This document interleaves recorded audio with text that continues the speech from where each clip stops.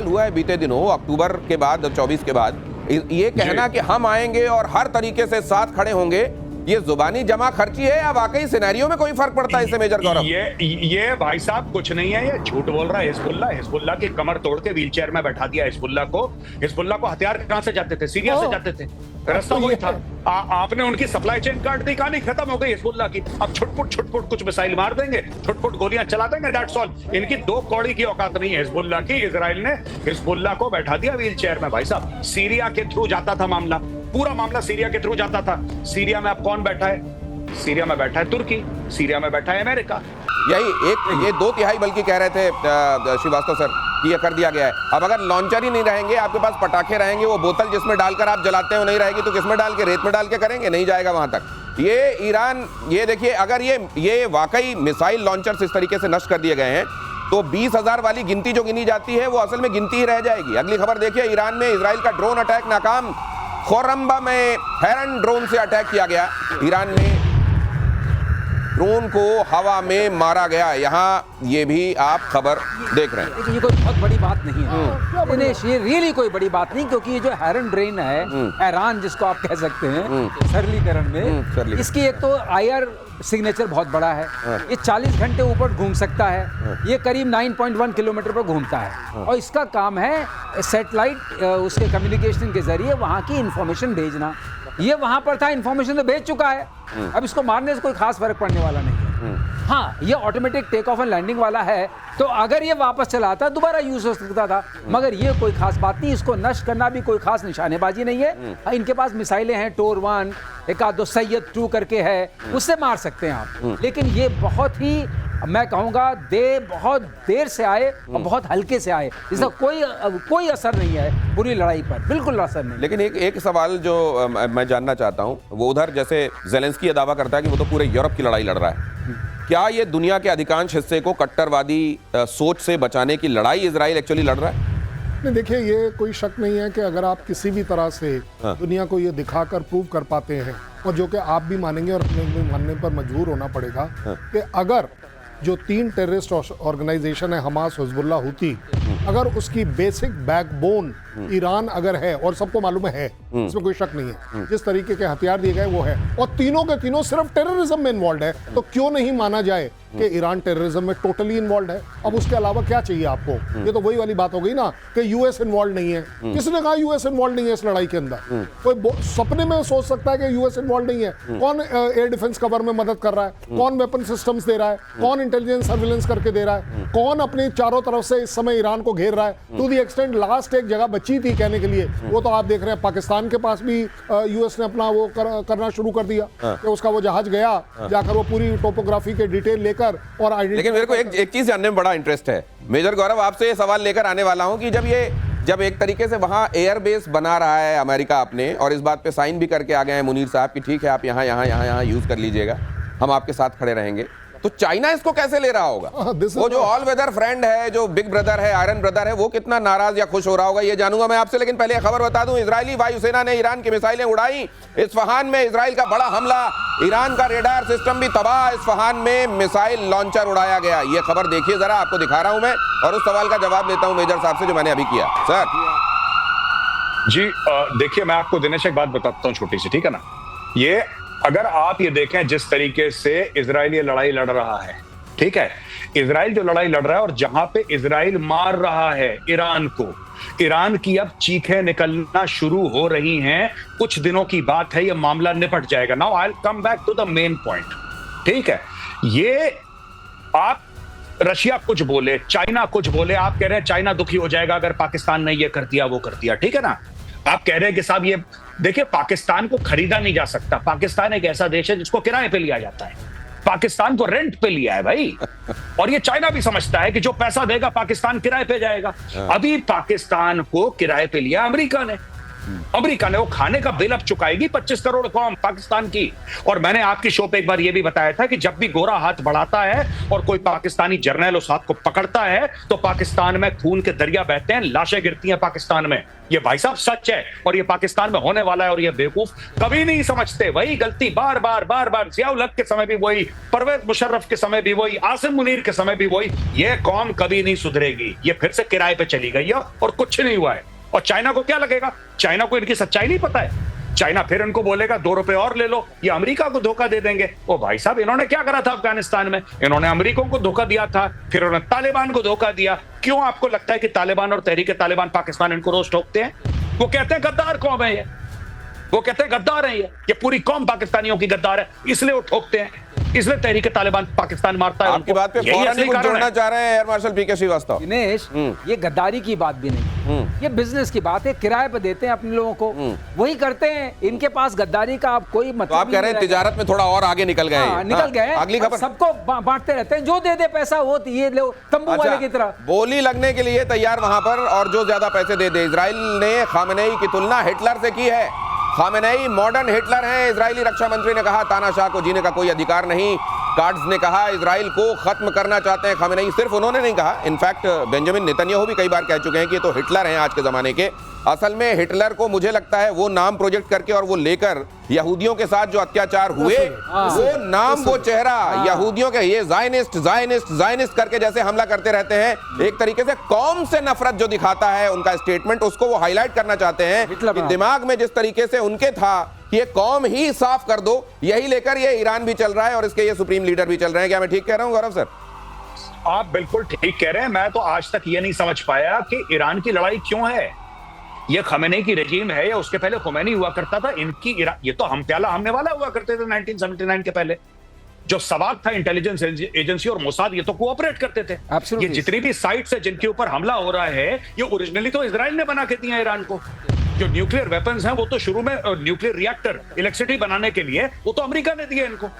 आज ये पुराने जो हम प्याला हमने वाला थे आजकल एक दूसरे के खून के पैसे कैसे हो गए? ये भाई साहब ये स्टोरी है। ये कुछ, मैं एक बात बोलूंगा कंट्रोवर्शियल ना हो जाए, धर्म का मामला है।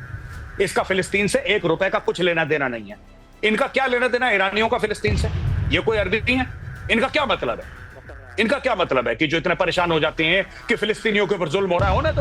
होने दो, तुम्हारा क्या लेना देना है? अच्छा, जब तुम्हारा लेना देना है तो इसका मतलब तुम हमास को भी फंड कर रहे हो और तुम खुशी खुशी बोल रहे हो हमास को फंड कर रहे हो, तुम हिजबुल्लाह को फंड कर रहे हो, और जब वो मारता है फिर तुम विक्टिम कार्ड प्ले करते हो। भाई साहब, ये जो आज की तारीख में कर रहा है ना ईरान, कल ईरान के पास भगवान ना करे इसके पास न्यूक्लियर वेपन हो गए, ये नाक से खून निकलवा देगा पूरे इलाके का। बहुत जल्दी इस रजीम को कोलैप्स होना होगा, इनको निपटाना होगा। ये खतरा कितना बड़ा है ये समझाते हुए मेजर गौरव आर्य, क्यों इसको इतना बड़ा खतरा समझा जा रहा है, उसके रिपरकशंस क्या होंगे? अगली खबर देखिए, ईरान इजराइल वॉर में हिजबुल्लाह की एंट्री। हिजबुल्लाह ने इजराइल पर कई मिसाइलें दागी। इजराइल ने कहा हिजबुल्लाह का खात्मा करके लेंगे दम। मुझे लगता है कि पेजर इनको भूल गए, वो जो पेजर फटे थे अब वो फिर से चाह रहे हैं, कुछ पेजर लगता है फिर से जेब में आ गए।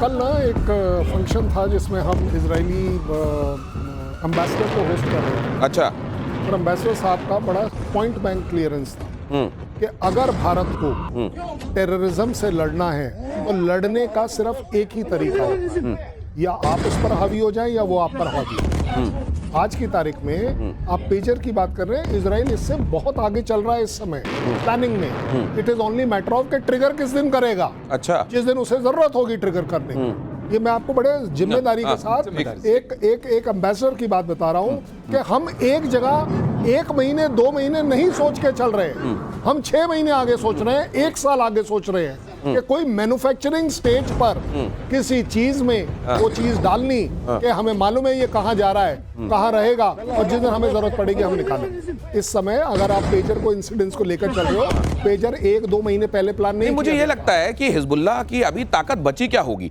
अभी जिस तरीके का हाल हुआ है बीते दिनों, अक्टूबर के बाद 24 के बाद, ये कहना कि हम आएंगे और हर तरीके से साथ खड़े होंगे, ये जुबानी जमा खर्ची है या वाकई सिनेरियो में कोई फर्क पड़ता है इससे मेजर गौरव? ये भाई साहब कुछ नहीं है, ये झूठ बोल रहा है हिजबुल्ला की कमर तोड़ के व्हीलचेयर में बैठा दिया हिजबुल्ला को हथियार कहां से जाते थे? सीरिया से जाते थे, रास्ता वही था। आपने उनकी सप्लाई चेन काट दी, कहानी खत्म हो गई हिजबुल्ला की। अब छुटपुट कुछ मिसाइल मार देंगे, छुटपुट गोलियां चला देंगे, दैट्स ऑल। इनकी 2 कौड़ी की औकात नहीं है हिजबुल्ला की। इजराइल ने हिजबुल्ला को बैठा दिया व्हीलचेयर में भाई साहब। सीरिया के थ्रू जाता था मामला, पूरा मामला सीरिया के थ्रू जाता था। सीरिया में अब कौन बैठा है?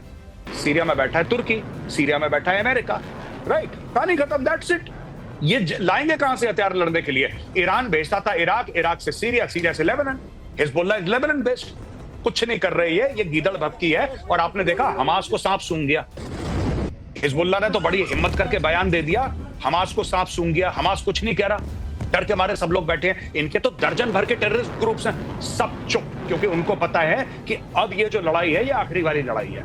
अब जो भी होगा भाई साहब, ये वर्ल्ड कप का फाइनल खेल रहा है इजराइल और ईरान, और इसमें एक ही जीतेगा और वो है इजराइल। और मार के इजराइल इनको दुम्बा बनाएगा, मैं आपको बता रहा हूं, देख लेना। देखो सर, अगली खबर के बाद अपनी बात प्लीज कहिएगा। इजरायली रक्षा मंत्रालय का बहुत बड़ा दावा, इजराइल के पास हथियारों की कोई कमी नहीं है। 14 कार्गो विमान से हथियार गोला बारूद पहुंच गए हैं। सेना की जरूरतों को पूरा किया जा रहा है। वॉर शुरू होने के बाद 800 विमान आ चुके हैं। ज्यादातर सामान अमेरिका से आया, क्लियर कट, बड़ा एक्सप्लिसिट। इसीलिए कर्नल साहब कह रहे हैं कि अमेरिका इन्वॉल्व नहीं है। ये कौन कह रहा है? वो तो कोई नहीं कह रहा। ठीक है सर। 800 विमान का मतलब कम से कम 90,000 टन सामान आया है। 90,000 टन। ये कोई छोटे मोटे जहाज थोड़ी ना है। C-17 से आया, ग्लोब मास्टर से, उसमें एक बार में आता है 80 टन। आप बताइए, कम से कम 800 से ज्यादा आए होंगे। ये खबर आ रही है 90,000 टन। क्या आया होगा? आप सोचिए आया क्या होगा?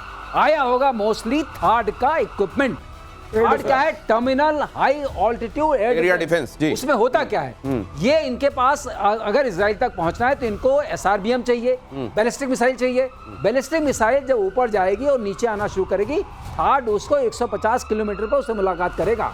150 किलोमीटर पहले ऊपर आसमान में वायुमंडल से बाहर। अच्छा, वही मुलाकात होगी। अच्छा, अब उसका इंतजाम कर लिया गया है, क्योंकि अब इनको पता है कि इनके पास थोड़े मोड़े बैलिस्टिक मिसाइल पहुंच रह गए हैं जो वहां तक पहुंचेंगे। और जहां तक हिजबुल्ला का सवाल है, हिजबुल्ला के पास जो बचे खुचे गोले वोले थे, उन्होंने कहा होगा मारो, वो मार रहे हैं। वो तो आयरन डोम वैसे ही संभाल लेता रहा जिंदगी भर, उसमें कोई दम ही नहीं है। सर कह रहे हैं कि आयरन डोम, उसकी इफिशियंसी को लेकर आज फॉक्स ने खबर छापी, वो मैं उस पर आता हूं। लेकिन पहले खबर बता दूं, अमेरिका में ईरानी हमले का खौफ, मध्य पूर्व के सबसे बड़े सैन्य अड्डे से हटाए जेट। अमेरिका में ईरानी हमले का खौफ, अमेरिका ने 40 मिलिट्री जेट हटा लिए हैं। सैटेलाइट तस्वीरों से खुलासा। कोई फर्क पड़ता है सर? ये हटाए हैं, इससे ईरान अमेरिका को खौफ नहीं है। अब खौफ ज्यादा होना चाहिए ईरान को। क्यों? हटाए हैं, इसका मतलब तैयारी कर चुके हैं। जी हाँ। अब the moment aircraft go into the shelters, जो हम बोलते हैं हार्डन शेल्टर्स, इसका मतलब कि अब मामला ज्यादा गर्म हो गया है। अब अमेरिका तैयार है, जिसे हम बोलते हैं वॉर रेडी। अब ये वॉर रेडीनेस है। वॉर रेडी, पहले तो पीस उसमें थे। अच्छा। अगर वो बाहर रहते, इसका मतलब अमेरिका नहीं दखल देने वाला है। अब डरना चाहिए इनको। अमेरिका दखल देने के लिए तैयार हो चुका है। उसकी 2 हफ्ते की वार्निंग को आप मानेंगे? ये जो 2 हफ्ते का टाइम लिया गया है, इसमें कोशिश ये किया जा रहा है कि यूरोपियन यूनियन की तरफ से डिप्लोमेटिक कोशिशें हो। अगर आप मुझे ये इंटरप्रेट करने को बोलेंगे तो मैं इसका इंटरप्रिटेशन ये करूंगा, अगर एयरक्राफ्ट टारमैक से हट करके शेल्टर्स में चले गए हैं, उसको देखिए, इसका मतलब हुक्म कभी भी जा सकता है। अब हुक्म गया और हवा में ये आए और फिर सब कुछ उधर आपको उड़ता हुआ दिखाई देगा ईरान में। ऐसी तर्जुमानी है हालात की। और इजराइल में मेट्रो स्टेशन बना सुरक्षित ठिकाना। देखिए, मेट्रो स्टेशन कई जगहों पर जहां टनल खोदकर मेट्रो स्टेशन बनाए जाते हैं, वो सुरक्षित बंकर बन जाते हैं। अंडरग्राउंड मेट्रो स्टेशन में छिपे इजरायली लोग मिसाइल अटैक से बचा हुआ है मेट्रो स्टेशन। जाहिर है यहां पर लोग पहुंच रहे हैं और इसको सुरक्षित ठिकाने के तौर पर इस्तेमाल कर रहे हैं। ये इजराइल के लिए महंगा पड़ रहा है युद्ध। अगली खबर दिखाइए जरा। इजराइल के लिए ये युद्ध महंगा पड़ रहा है। इजराइल को कई मिलियन डॉलर का नुकसान। ईरानी मिसाइल के इंटरसेप्टर में इजराइल के 17 अरब रुपए रोज खर्च हो रहे हैं। बुनियादी ढांचे की मरम्मत में बड़ा खर्च। लेकिन अगर खर्च तब माना जाता है जब आपके पास लिमिटेड पैसा पड़ा हो अकाउंट में और वो खर्च होता जा रहा हो। जब उसकी सप्लाई उधर से आती जा रही हो, क्रेडिट रोज हो रहा हो, तो डेबिट होने दीजिए, उससे क्या फर्क पड़ता है। लेकिन ईरान में ये हो रहा होगा क्या? मेजर साहब, इस मामले में सस्टेन करने के मामले में एक वॉर को, दोनों की स्थिति कैसी देखते हैं आप? मैं वही आपसे कह रहा था कि जो आपने पहला सवाल पूछा था, साहब इनकी सप्लाई चेन ईरान वालों की कट गई है। बाहर से बहुत कम आ रहा है, ना के बराबर खर्चा रोज हो रहा है, क्योंकि रोज ये मिसाइल दाग रहे हैं। इजराइल के साथ बिल्कुल उल्टा है, उसका बहुत खर्च हो रहा है और बहुत आ भी रहा है, जैसा कि अभी एम अर्शद श्रीवास्तव सर ने बताई थी। यही exactly he was saying exactly the same thing कि भाई आपके पास इतना है ही नहीं कि आप सस्टेन कर लें, इसलिए मैंने बोला। और ये जो आपने ट्रंप की बात बोली ना पिछले सवाल में कि ट्रंप कह रहा है 2 हफ्ते, झूठ बोल रहा है ट्रंप, 2 हफ्ते नहीं। ये अमेरिका में बता रहा हूं, it is all depending on situation, not depending upon time. ये पहले भी ट्रंप ऐसे बोल चुका है कि संडे को टॉक होंगी, फ्राइडे को सुबह अटैक कर दिया। तो ये सारी की सारी चीजें हो रही हैं, ये डिसेप्शन का गेम चल रहा है। लेकिन fact of the matter is कि ईरान की सप्लाई चेन बहुत कमजोर हो चुकी है आज की तारीख में। It is really very very weak, और मुझे नहीं लगता कि ईरान में अब काबिलियत है 1 हफ्ता और सस्टेन करने की। 1 हफ्ते के बाद, 5 दिन, 4 दिन, 1 हफ्ते के बाद ईरान का बहुत लो स्टॉक हो जाएगा, और यहां पे दनादन ग्लोब मास्टर्स आ रहे हैं, लो थर्ड मिसाइल है। और क्या चाहिए? पेट्रियट चाहिए लो, ये चाहिए लो, वो चाहिए लो, जो चाहिए लो, कोई दिक्कत नहीं है। और not only that, not only air defence, even platforms for F-35। भाई F-35 तो नाच रहा है ना तेहरान के ऊपर, उसके लिए भी तो रॉकेट्स आपको चाहिए, उसके लिए भी तो हार्ड पॉइंट्स चाहिए। सबका सब तो अमेरिका दे रहा है उनको क्या दिक्कत है? उनका सप्लाई खुला हुआ है। यहां से पाकिस्तान ने रास्ता बंद कर दिया। पहली चीज, अफगानिस्तान कुछ देगा नहीं। और कौन कौन से देश हैं उसके सराउंडिंग जो देंगे? भाई कौन है? चाइना का तो कोई बॉर्डर नहीं लगता ईरान के साथ, चाइना आएगा तो जहाज से करेगा। अमेरिका फिर भी पानी के जहाज से भेज सकता है, अमेरिका फिर भी पानी के जहाज से भेज सकता है। ईरान का आप नहीं कर सकते, क्योंकि वहां पे ईरान के सामने तो अमेरिका का वो एयरक्राफ्ट कैरियर, तो पूरे सबमरीन और पूरा फ्लीट बैठा है वहां पे। How will you supply Iran in case of war? आप वहां पे तेल, सामग्री, ये सारी चीजें जो हथियार है, बारूद है, रॉकेट है, कौन दे रहा है ईरान को? तो ये जहां पे बन रहा है उसको तो फाड़ रहे हैं ये है कंपैरिजन दोनों की स्ट्रेंथ और वीकनेस। देख लीजिए, युद्ध को लेकर अमेरिका से जुड़ी ये खबर भी देखिए, व्हाइट हाउस का बयान, अभी युद्ध में ट्रंप नहीं उतरेंगे। व्हाइट हाउस ने कहा राष्ट्रपति 2 हफ्ते में फैसला लेंगे, यही 2 हफ्ते की बात हो रही है। लेकिन ये 2 हफ्ते असल में डिसेप्शन है, क्योंकि यहां ट्रंप कह क्या रहे हैं और कर क्या रहे हैं ये आप जानते हैं। इसमें एक बड़ा सीरियस डिस्कनेक्ट है।